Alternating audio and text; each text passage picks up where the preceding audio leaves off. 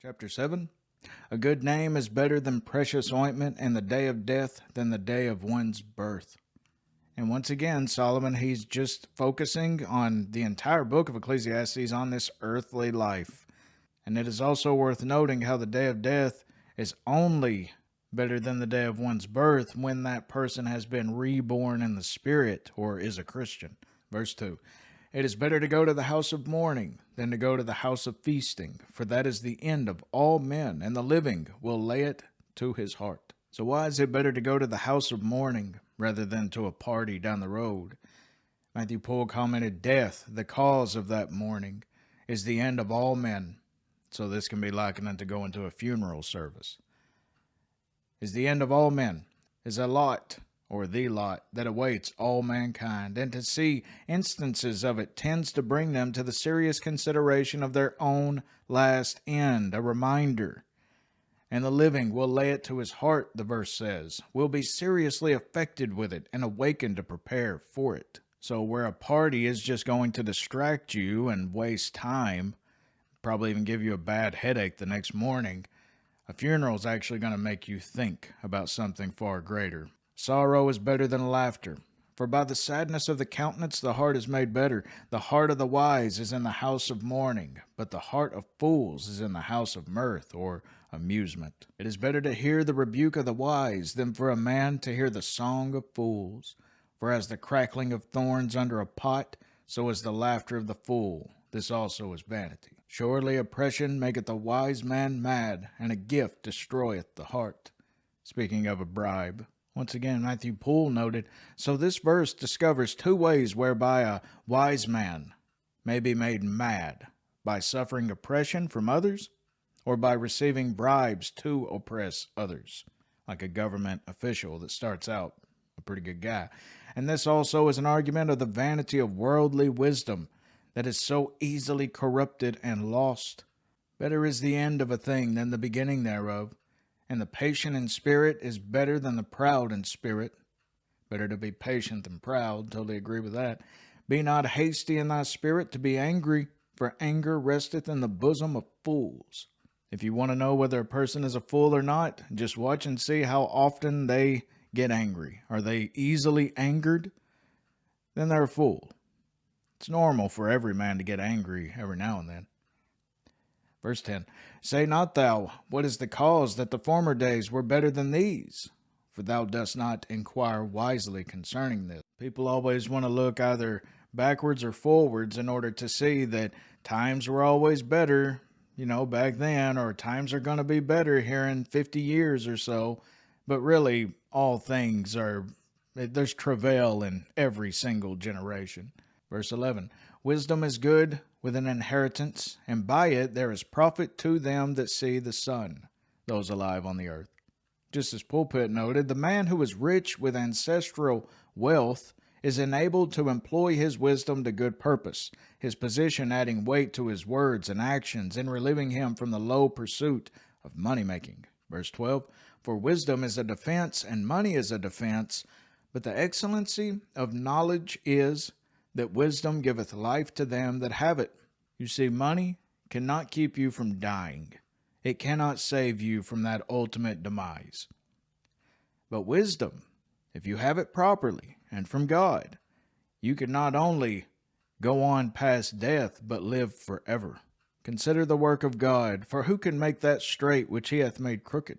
In the day of prosperity be joyful, but in the day of adversity consider. God also hath set the one over against the other, to the end that man should find nothing after him, that man would not rely upon his riches or his prosperity that God blesses him with, and will finally take comfort only in God at the end. All things have I seen in the days of my vanity. There is a just man that perisheth in his righteousness, and there is a wicked man that prolongeth his life in his wickedness. Be not righteous overmuch, neither make thyself overwise. Why shouldest thou destroy thyself? Be not overmuch wicked, neither be thou foolish. Why shouldest thou die before thy time? Well, first of all, be not overly wise. The caution is against morbid scrupulosity and over rigorism. We may illustrate by the case of the Jews, who refused to defend themselves against their enemies on the Sabbath day. And then Solomon says, be not overly wicked. Now that's not giving any room for wickedness. The warning is going not only towards being wicked, but also being incredibly wicked. The precept is addressed to a sinner. Beware of aggravating thy sin, so as to make thy case desperate and unable to turn back. You may be given over to a reprobate mind. Verse 18, it is good that thou shouldest take hold of this. Learn from these lessons. Yea, also from this withdraw not thine hand. For he that feareth God shall come forth of them all. And once again, just to reiterate so that you can take heed to verse 18, is that try not to be overly zealous. He's warning against fanaticism and that of a reprobate state of mind. He says, make sure that you stay away from both sides. With wisdom find contentment. Wisdom strengtheneth the wise more than 10 mighty men which are in the city. For there is not a just man upon earth that doeth good and sinneth not. Verse 21, also take no heed unto all words that are spoken, lest thou hear thy servant curse thee, meaning you don't have to know everything, because you may hear someone gossiping about you, and that's going to anger you against them. But Solomon goes on, for oftentimes also thine own heart knoweth that thou thyself likewise hast cursed others. You've gossiped about others, so whenever people gossip about you, don't get angry about it. All this have I proved by wisdom. I said, I will be wise, but it was far from me. That which is far off and exceeding deep, who can find it out? To which I really like Benson's comment on this. No human understanding can attain to perfect wisdom or to the exact knowledge of God's counsels and works and the reasons of them, because they are unsearchably deep and far above out of our sight. You can even learn in the very last chapter of Daniel how even angels don't know the mysteries that God has. Some of them, these great mysteries, being long since past and therefore utterly unknown to us and probably always will be unknown to us. And others yet to come, which we cannot foreknow. Verse 25, I applied mine heart to know and to search and to seek out wisdom and the reason of things and to know the wickedness of folly, even of foolishness and madness. And what did he find after this great search for wisdom and all? And I find more bitter than death the woman, whose heart is snares and nets, and her hands as bands. So his great warning is going against that of evil women. His greatest warning is that of don't go with these women. And Solomon would know. He had, 700 wives, 300 concubines. He had all kinds of women. He knows about evil women. So take this as a great warning to all of you young men especially, but all men in general. And her hands as bands, meaning those in like handcuffs.